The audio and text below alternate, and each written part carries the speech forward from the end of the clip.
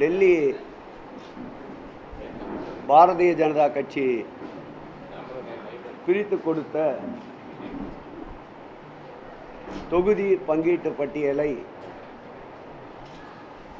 திராவிட முன்னேற்றக் கழகத்தின் அழுத்தத்தின் காரணமாக அதிமுக தலைமை கழகத்திலிருந்து வாசித்துவிட்டு நேரடியாக மயிலாப்பூரிலே பாரதிய ஜனதா போட்டியிடும் தொகுதியிலே நின்று தன்னுடைய பிரச்சாரத்தை துவக்கிய எதிர்க்கட்சித் தலைவர் எடப்பாடி பழனிசாமி அவர்கள் அதிமுக தான் இந்த கூட்டணிக்கு தலைமை வகிக்கிறது என்று அறைகூவலிட்டார். ஆனால் அந்த கூட்டணியிலே போட்டியிடுகின்ற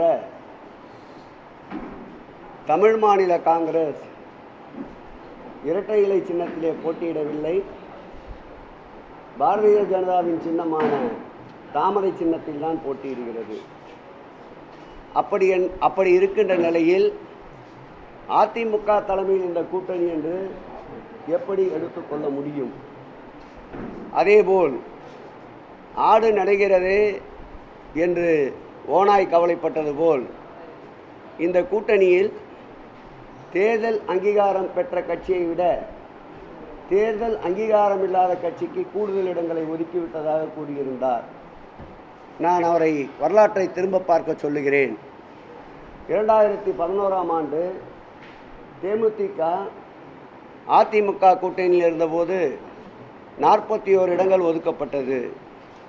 அன்றைக்கு அந்த கட்சிக்கு தேர்தல் அங்கீகாரம் இல்லை.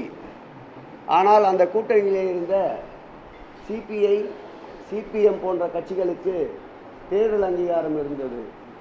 அன்றைக்கு தேர்தல் அங்கீகாரம் இருந்த கட்சியை விட தேர்தல் அங்கீகாரம் இல்லாத கட்சிக்குத்தான் கூடுதல் இடங்கள் ஒதுக்கப்பட்டது என்பதை வரலாற்றை எடப்பாடி பழனிசாமி அவரும் மறந்துவிட்டார்.